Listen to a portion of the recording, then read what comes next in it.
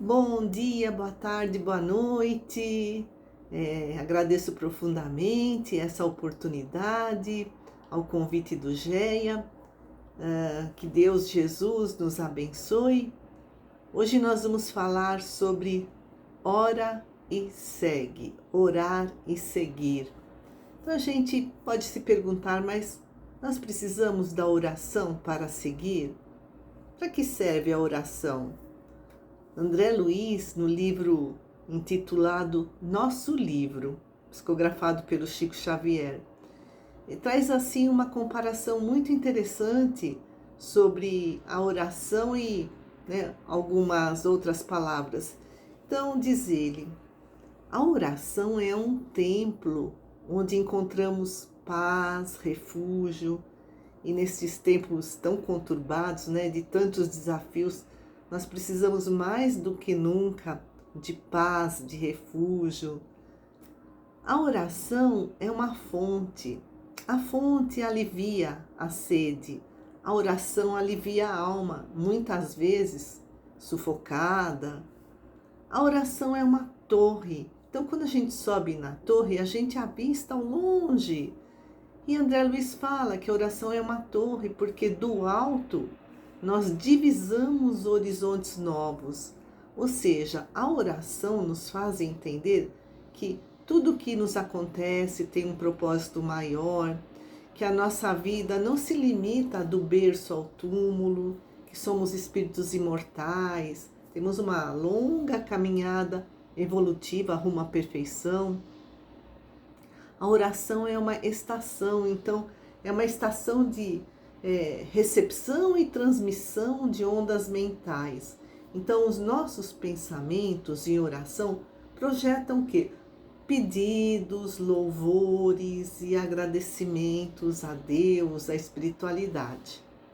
A oração é um campo de semeadura. Então, a oração é um campo onde semeamos bênçãos. Quando a gente faz um pedido de intercessão, bênçãos de intercessão, diz André Luiz, quando pedimos bênçãos para os nossos semelhantes. Então, oração é um campo onde semeamos as bênçãos da intercessão e do amor. A oração é uma passagem, tipo uma ponte, que nos leva aos montes mais altos da vida rumo à perfeição.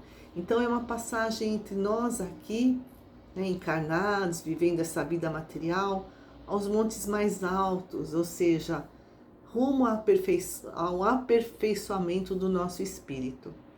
E a oração é um bálsamo. O bálsamo é uma planta aromática, curativa. Então, a oração é um bálsamo porque cura as nossas feridas, o desespero, a desesperança, o desânimo, a revolta.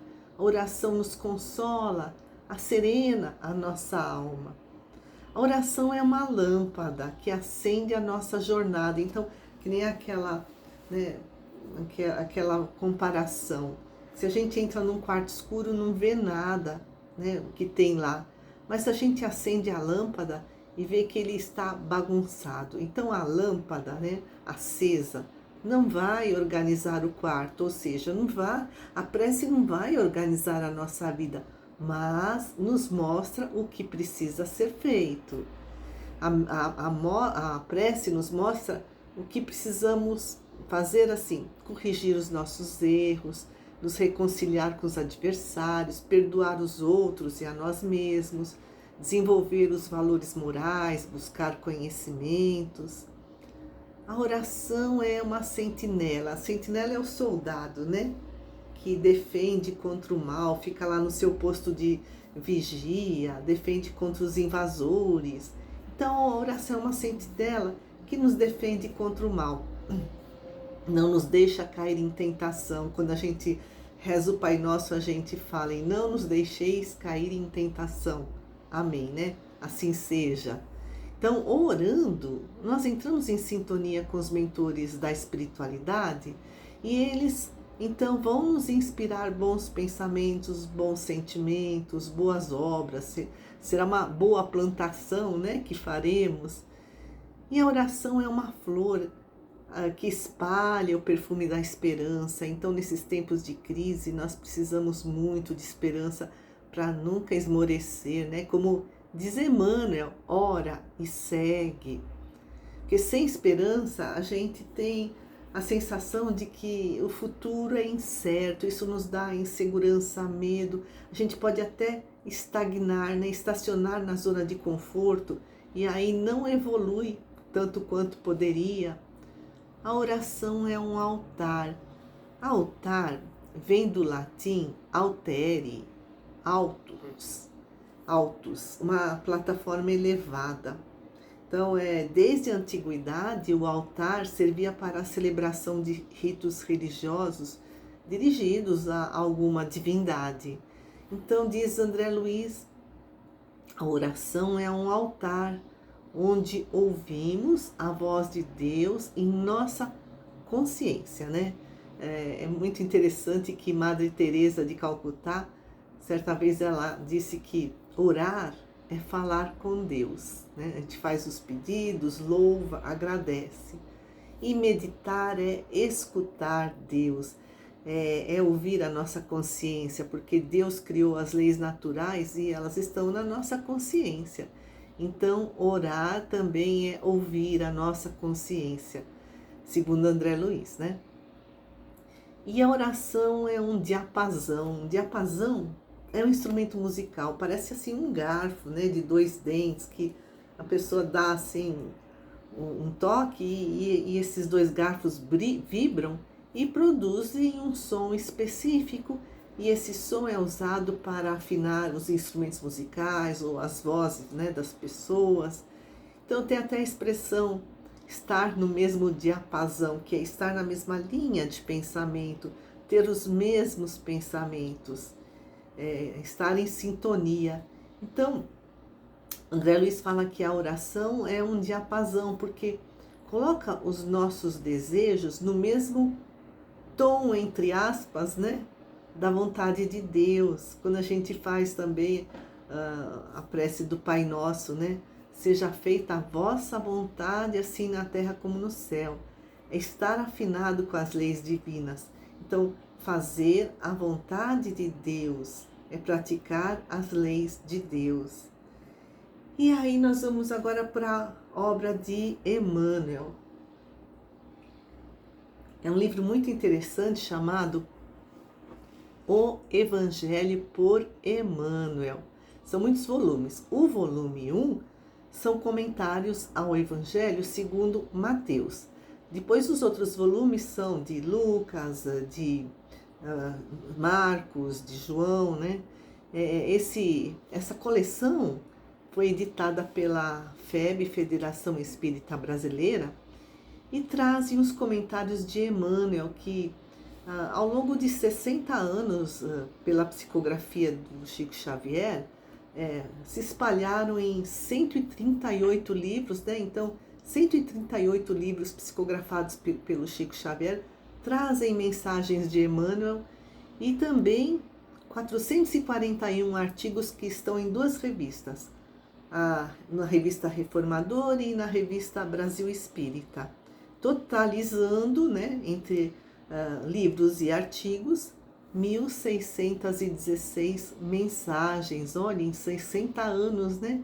Que trabalho magnífico de amor na Seara do Cristo, 1.616 mensagens de Emmanuel, pela mão de Chico Xavier. E o capítulo 142 tem por título Ora e Segue, que é o tema, né, dessa nossa fala. Então, o Emmanuel faz uma referência a uma passagem que está lá no Evangelho de Mateus, no capítulo 6, versículo 10, em que, né, Mateus transcreve os ensinamentos de Jesus na oração do Pai Nosso. Seja feita a vossa vontade, assim na terra como no céu. E aí, nesse capítulo do Evangelho de Mateus, né, o Emmanuel lembra o Evangelho segundo o Espiritismo, o capítulo 28, o item 1, que tem por título coletânea de preces, e é uma coletânea de preces, né? Então a gente lê lá no Evangelho segundo o Espiritismo: a forma nada vale, ou seja, o pensamento é tudo. Ore, pois, cada um segundo suas convicções e da maneira que mais o toque. Um bom pensamento vale mais do que um grande número de palavras com as quais nada tenha o coração. Então, a gente pode recordar que a doutrina espírita não segue um modelo padrão de prece. Quando Jesus nos ensinou o Pai Nosso, foi para orientar as nossas ideias. Os Espíritos esclarecem que essa coletânea de preces que está lá no Evangelho segundo o Espiritismo é um complemento dos ensinos dos Espíritos sobre os nossos deveres para com Deus e para com o próximo. Então, essa coletânea de preces relembra todos os princípios da doutrina espírita. E é importante, dizem eles, que a prece seja inteligível, né? Que a pessoa que está fazendo consiga entender o que está pensando ou falando, que tenha clareza, simplicidade, que seja concisa, né? Assim, uma prece precisa, sucinta, que não é rebuscada, cheia de palavras, que se atém ao essencial. Dizem os Espíritos, sem fraseologia inútil, porque, né, com todas as características de ser clara, simples, concisa, inteligível, é que ela vai tocar o nosso coração. E aí também os Espíritos dizem, porque há preces sufocadas pela superabundância de palavras e pelo misticismo da linguagem. Então, né, nessas condições de superabundância de palavras, de misticismo de linguagem, assim, é como orar da boca para fora, maquinalmente. A pessoa nem entende o que diz ou pensa, ela só decorou, né? Até dizem assim, essas preces não passam do céu da boca, né? Não toca o coração. E mais, a prece deve nos levar à reflexão. Então, por isso que o Pai Nosso orienta as nossas ideias, né? Não é uma prece padrão, a gente pode fazer sim, mas não de forma maquinal, decorada, mas pensando naquilo que está falando ou mentalmente registrando. Então, por exemplo, quando a gente fala assim: Pai, venha a nós o vosso reino, seja feita a vossa vontade, assim na terra como no céu. Então, venha a nós o vosso reino. Então, nós queremos esse reino, né? Sabemos que o reino de Deus é um mundo de paz, um mundo de felicidade, mas também, né, como aprendemos, Jesus nos ensinou, a espiritualidade, a doutrina espírita nos ensina, né? Nada vem de graça, né? Jesus disse, a cada um segundo suas obras. Também nos ensinou, ajuda-te, que o céu te ajudará. Então, quando nós dizemos, venha a nós o vosso reino, né? Nós queremos esse mundo de paz e de felicidade, mas estamos fazendo a nossa parte? Estamos fazendo por merecer? O que estamos plantando? Que de acordo com a nossa plantação, né, aquela será a nossa colheita. Então, o que vamos colher? Então, quando a gente fala, né, também, seja feita a vossa vontade, assim na terra como no céu, quer dizer, entre os encarnados aqui na terra, como no céu, né? Entre os desencarnados. Hoje nós estamos nessa condição de encarnados. Então, aqui, fazendo essa prece, nós estamos nos propondo a fazer a vontade de Deus, a praticar os ensinamentos de Jesus. Então, não fica uma prece só da boca para fora, né? E André Luiz fala, né? A prece deve ser esse diapasão. Quer dizer, os nossos desejos devem vibrar em uníssono, né? A uma só voz, a um só som, com a vontade de Deus, com as leis de Deus. E Emmanuel nos diz que a Terra é uma grande escola.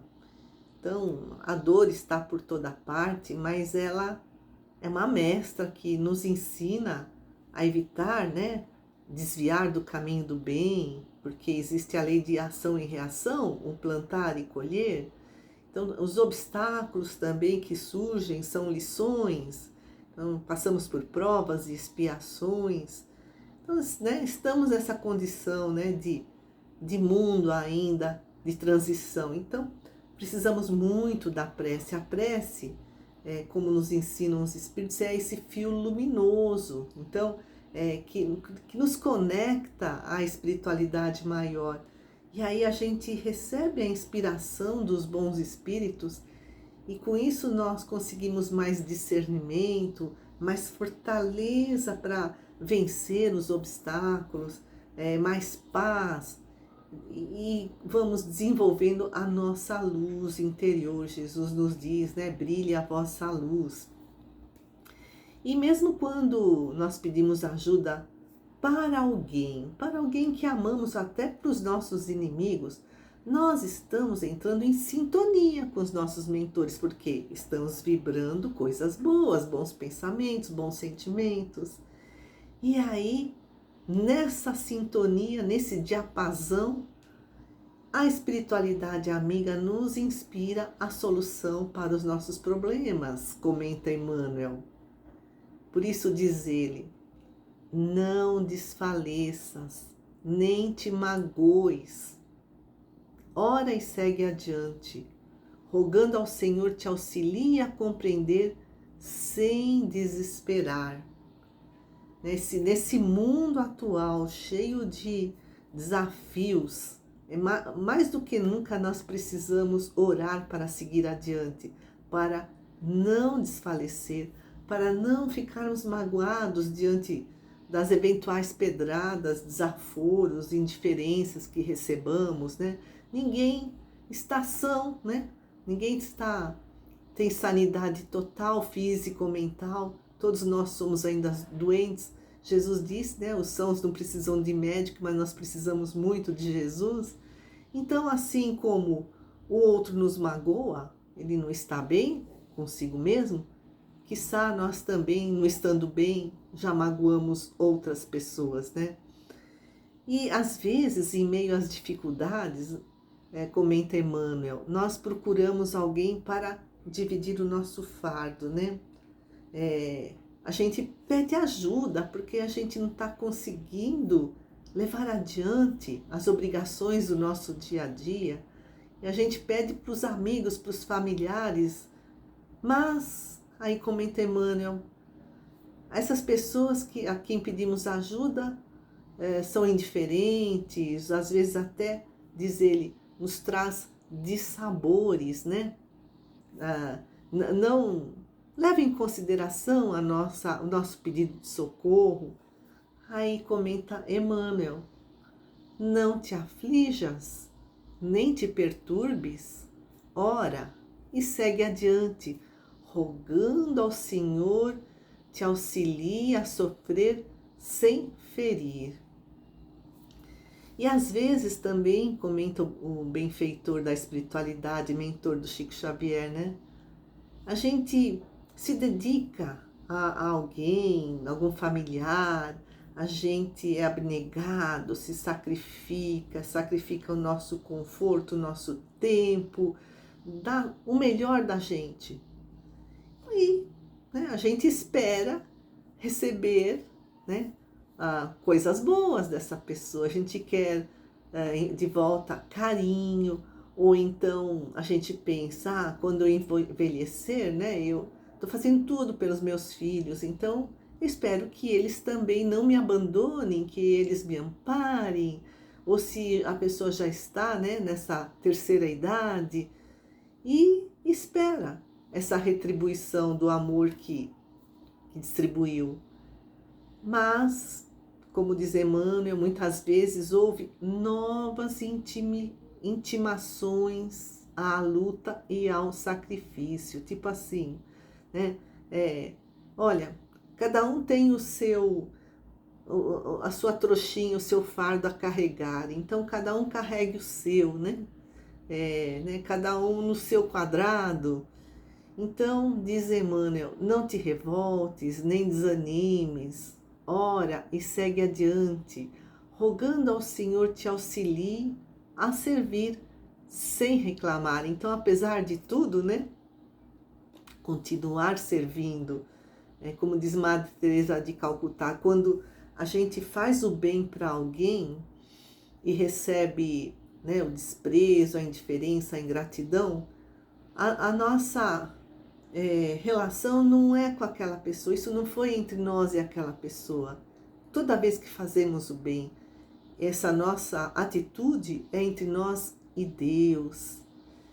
E aí também comenta Emmanuel, muitas vezes queremos espalhar as verdades do Evangelho, né? A gente se empolga quando conhece a doutrina espírita com seus maravilhosos e lógicos princípios, né? Que nos trazem tanto esclarecimento, tanto conforto, tanta esperança.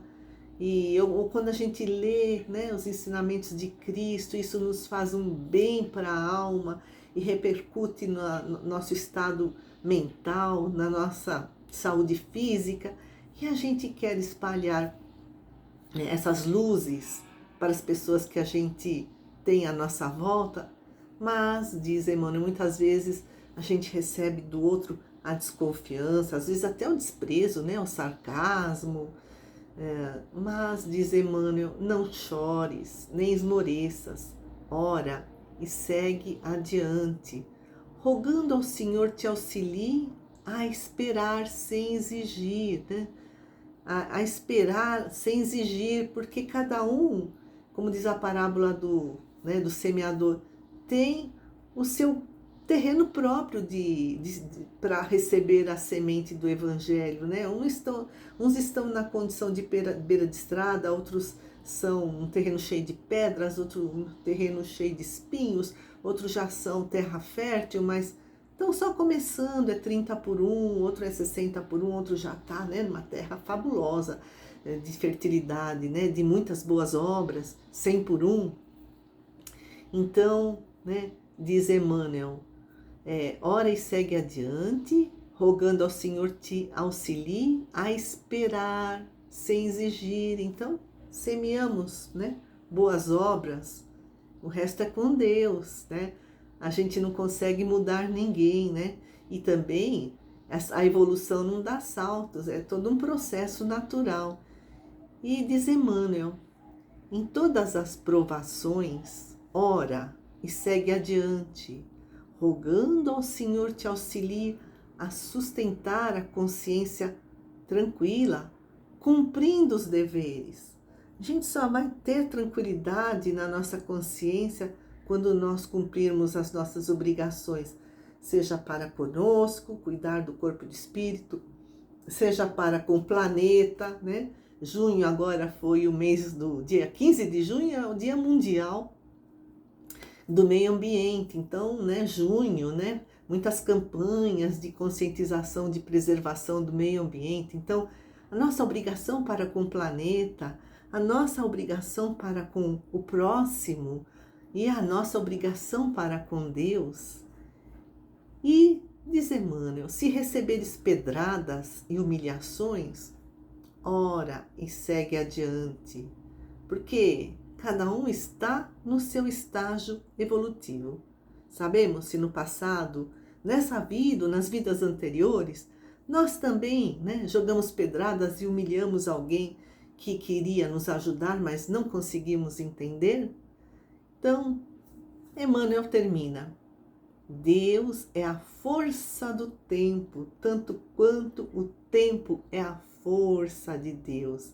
Então, tenhamos paciência, né?